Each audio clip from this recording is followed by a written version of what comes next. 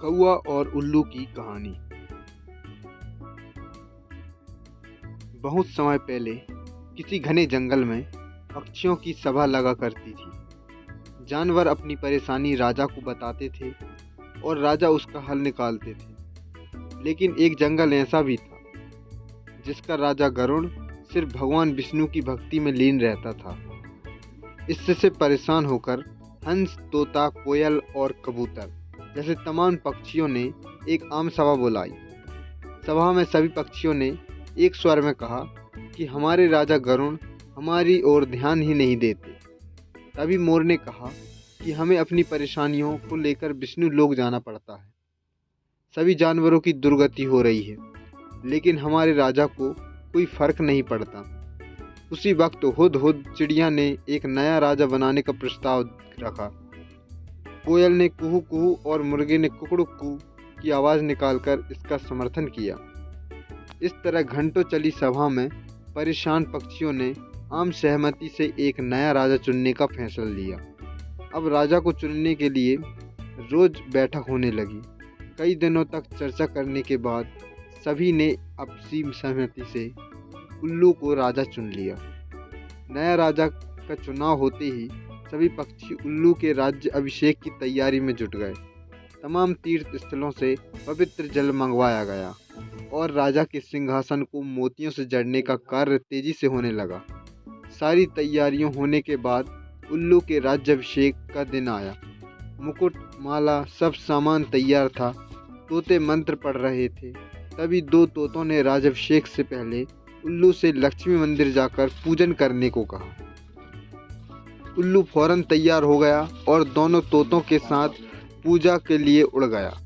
उसी समय इतनी तैयारियों और सजावट देखकर कौआ आ गया। कौए ने पूछा, अरे इतनी तैयारी किस खुशी में? उत्सव क्यों मनाया जा रहा है? इस पर मोर ने कौए से कहा, हमने जंगल का नया राजा चुना है। आज उनका राज्याभिषेक होना है। उसी के लिए ये सब सजावट की गई है। इतना सुनते ही गुस्से से लाल कौए ने कहा, ये फैसला लेते समय मुझे क्यों नहीं बुलाया गया? मैं भी तो एक पक्षी हूँ। इस बात का जवाब तुरंत मोर ने देते हुए कहा, यह फैसला जंगली पक्षियों की सभा में लिया गया है। अब तुम तो बहुत दूर इंसानों के शहर और गांव में जाकर बस गए हो। गुस्से में काले कौवे ने पूछा, किसे तुमने राजा चुना? तो मोर ने बताया। उल्लू को ये सुनते ही कौआ और गुस्सा हो गया और अपना सिर जोर जोर से पीटकर कौआ काँव करने लगा। मोर ने पूछा, अरे क्या हुआ तुम्हें? कौवे ने कहा, तुम सब बहुत मूर्ख हो। उल्लू को राजा चुन लिया जो दिन भर सोता और सिर्फ रात में दिखाई देता। तुम अपनी परेशानी किसके पास लेकर जाओगे? इतने सुंदर और बुद्धिमान पक्षियों के होते हुए भी आलसी और कायर उल्लू को अपना राजा चुना। पर तुम्हें शर्म नहीं आई? धीरे धीरे कौवे की बात पक्षियों पर असर करने लगी। सभी आपस में फुसफुसाने लगे। उन्हें लगने लगा कि उनसे बहुत बड़ी भूल हो गई है। इस वजह से देखते ही देखते सभी पक्षियों वहां से गायब हो गए। राज्याभिषेक के लिए सजी जगह पूरी सूनी हो गई। अब जैसे ही उल्लू और दो तोते वापस आए तो उन्होंने जगह को सूना पाया। यह देखकर दोनों अपने साथियों को ढूंढने और वहां से जाने की वजह जानने के लिए उड़ गए। वही उल्लू को कुछ दिख तो नहीं रहा था, इसलिए उसे कुछ पता ही नहीं चला और राज्याभिषेक के लिए तैयार होने लगा। लेकिन चारों तरफ शांति होने पर उसे शक हुआ। उल्लू जोर से चिल्लाया, कहा, कहाँ गए सब? इतने में पेड़ पर बैठी उल्लू की दोस्त ने कहा, सब चले गए। अब नहीं होगा आपका राज्याभिषेक। आप नहीं बनेंगे जंगल के पक्षियों के राजा। इतना सुनते ही उल्लू ने चिल्लाकर पूछा, क्यों? ऐसा क्या हुआ? उल्लू की दोस्त ने बताया, एक कौआ आया और उसने सभी को पट्टी पढ़ाई। इसी वजह से सब यहाँ से चले गए।